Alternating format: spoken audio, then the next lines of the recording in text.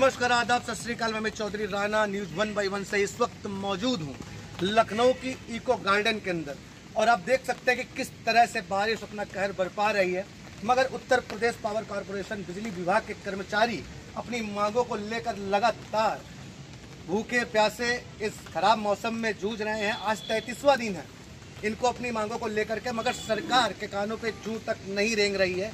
और ये कर्मचारी आज बेरोजगारी की अवस्था में बदहाल तरह का जीवन व्यतीत कर रहे हैं और यहाँ पर अपनी मांगों को लेकर धरने पर लगातार 33 दिनों से बैठे हुए हैं, मगर सरकार इस ओर कोई भी ध्यान नहीं दे रही। जबकि माननीय उच्चतम न्यायालय का भी आदेश पारित हो चुका है कि इनको उत्तर प्रदेश पावर कॉरपोरेशन में इनकी योग्यता अनुसार समायोजित किया जाए। तो आइए जानते हैं कि क्या समस्याएं हैं आपकी। सर, आपका शुभ नाम जानना चाहूँगा। जी, मेरा नाम देश दीपक है और मैं मथुरा से हूँ। जी, और ये पूरा मामला Uttar Pradesh power corporation limited के 603 TG2 कर्मचारियों का है, जिन्हें 3 साल सेवा करा करके जो है बाहर निकाल दिया गया है। सबसे बड़ी बात है कि आज हमारा माननीय उच्चतम न्यायालय का आदेश है, जिसमें कहा गया है कि हम लोगों को विभागीय रिक्त पदों पर आसानी से समायोजित कराने की अपेक्षा उन्होंने सुप्रीम कोर्ट से की गई है। लेकिन आज रिक्त पद होने के बावजूद जो है उत्तर प्रदेश पावर कॉरपोरेशन और इसके जो निदेशक कार्मिक प्रबंधन एवं प्रशासन श्री AK पुरवार जी हैं, वो अपनी हठधर्मिता के चलते हम लोगों का समायोजन नहीं कर रहे हैं। ये हमारी सबसे बड़ी समस्या है। और इस संदर्भ में हम लोगों ने माननीय ऊर्जा मंत्री जी से भी बात की और मैं सबसे पहले आपके चैनल का बहुत बहुत धन्यवाद और आभार प्रकट करना चाहूँगा कि आपके माध्यम से हमारी आवाज़ जो है आज शासन और प्रशासन और सरकार तक पहुँची है। और उस पर हमारी जो है ऊर्जा मंत्री श्री श्रीकांत शर्मा जी से जो है मुलाकात हुई। उन्होंने हमारी पीड़ा को बड़ी गंभीरतापूर्वक सुनते हुए हमको यह आश्वासन दिया है कि जल्द समय में हमारे ऊपर जो है कार्रवाई की जाएगी। और इस संदर्भ में इन्होंने Uttar Pradesh power corporation limited के जो चेयरमैन श्री M देवराज जी जो हैं, उनको निर्देशित किया कि वो जो है हम लोगों की पीड़ाओं को सुनें। तो इस हम लोगों ने जब अपनी पीड़ा जो है M देवराज साहब के सामने रखी है, तो उन्होंने भी ये कहा है कि आप अपना पक्ष प्रस्तुत कीजिए और इस पर जो भी संभव होगा हम लोग आप पर विचार करेंगे। लेकिन सबसे बड़ी विडंबना की बात यह है कि वहीं पावर कॉरपोरेशन के निदेशक कार्मिक प्रबंधन श्री AK पुरवार जी आज हम लोगों को यहाँ 33वां दिन हो गया बैठे बैठे, लेकिन आज तक उन्होंने झांकने तक की जहमत नहीं उठाई है कि वो हम लोगों का इस भारी बारिश में और जो है धूप में हम कैसे कैसे अपने जीवन गुजर बसर कर रहे हैं, वो हमको कम से कम एक बार यहाँ आके देख तो लें कि हम लोगों की क्या हालत है। वो हम लोग उनसे बात करने के लिए प्रयासरत भी हैं, लेकिन हमारी वो बात सुनना ही नहीं चाहते हैं कोई भी। उनका इतना जो है अड़ियल और हठधर्मिता भरा रवैया है कि वो हमारी कोई भी पीड़ा सुनने से जो है परहेज कर रहे हैं। आज जो है हम लोगों को एक बार भी उन्होंने ये मौका नहीं दिया है कि वो हमारी कम से कम पीड़ा को एटलीस्ट सुन तो लें। ये हमारी सबसे बड़ी समस्या है। सर, आपका शुभ नाम? आशुतोष सिंह नाम है, फैजाबाद का रहने वाला हूँ। जी, हम लोगों ने 3 साल की निरंतर सेवा विभाग में दी है, अनवरत कार्य किया है किसी भी बिना हिला हवाली के। लेकिन उसका हमें ये नतीजा मिला है कि 3 साल नौकरी कराने के बाद रातों रात को 12 बजे हमारी सूची निकाल दी जाती है कि आपको विभाग से निकाल दिया गया है, जबकि हमें इसके पहले कोई नोटिस नहीं दी गई, ना हमें अपनी बात रखने का मौका दिया गया।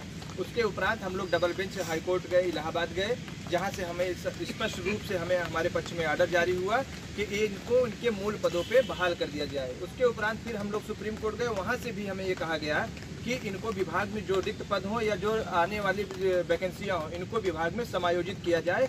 इस संबंध में सुप्रीम कोर्ट में भी माननीय सुप्रीम कोर्ट द्वारा हमारे संबंध में आदेश दिया गया है। लेकिन विभाग का इतना अड़ियल रवैया, इतना खराब व्यवहार हमारे प्रति कि किसी भी तरीके की सहानुभूति हमें एक कहीं से भी नहीं मिली। जिससे भी हम लोगों ने मिला, सिर्फ यही हमको आश्वासन दिया गया कि आपके लिए विचार किया जा रहा है, आपके बारे में सोचा जा रहा है, कई सारे मंत्रियों से कई सारे। लेकिन हमारी सबसे बड़ी जो गुहार है माननीय मुख्यमंत्री जी से है कि हम लोगों का समायोजन करें, हमें विभाग में पुनः सेवा करने का मौका मिले। तो दोस्तों, जैसा कि आप देख रहे हैं, यहाँ पर प्रदेश के अलग अलग जिलों से लोग मौजूद हैं, इकट्ठा हैं और बारिश की जो बदहाली चल रही है आप वो भी देख रहे हैं। कभी तेज़ बारिश होती है, कभी तेज़ धूप होती है। उस मौसम का सामना करते हुए अपनी मांगों को लेकर धरने पर निरंतर यहाँ पर लोग बैठे हुए हैं, मगर सरकार इस ओर कोई भी ध्यान नहीं दे रही, कोई इनकी सुध लेने वाला नहीं है। सुबह से चाय नाश्ता कुछ मिला आपको यहाँ पे? कुछ नहीं खाया है सर हम लोगों ने। तो देखा आपने कि किस तरह से भूखे प्यासे अपनी मांगों को लेकर देश का एक पढ़ा लिखा संभ्रांत वर्ग जो है बेरोजगारी के आलम को झेलते हुए इस तरह से बैठा हुआ है, जिनको कि बिना किसी समुचित व्यवस्था के नौकरी से निकाल दिया जाता है। तो आइए जानते हैं कि इनकी और समस्याएं क्या है। सर, यहाँ पर आप लोग अलग अलग जगह से आए हैं, तो यहाँ रहने की क्या व्यवस्था है? आपकी रात कैसे गुजरती है? सबसे बड़ी बात है, आज हमारे पास में यहाँ जब 33 दिन से हम लोग यहाँ बैठे हुए हैं, तो आज हमारी आर्थिक स्थिति ये है कि हम सुबह का एक टाइम का 10-20 रुपये का जो भी खा लेते हैं, तो हम ये सोच के खाते हैं कि हम शाम का खाना खा पाएंगे कि नहीं।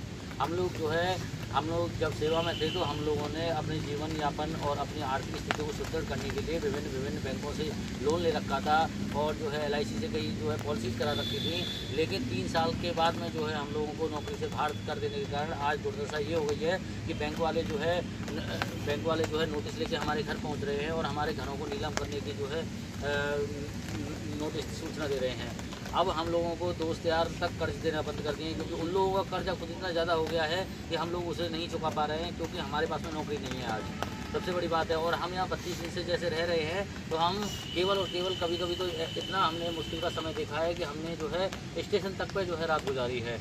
और एक टाइम जो है हम सिर्फ पूरे दिन में सिर्फ एक टाइम जो है शाम के टाइम खाना खाते हैं और बस ऐसे ही चाय बिस्किट खा के काम चला रहे हैं। आज हमारी जब बच्चे जो है हम अपने बच्चों की जो है फीस तक नहीं भर पा रहे हैं, उनके स्कूल में नाम काटने तक की नौबत आ गई है।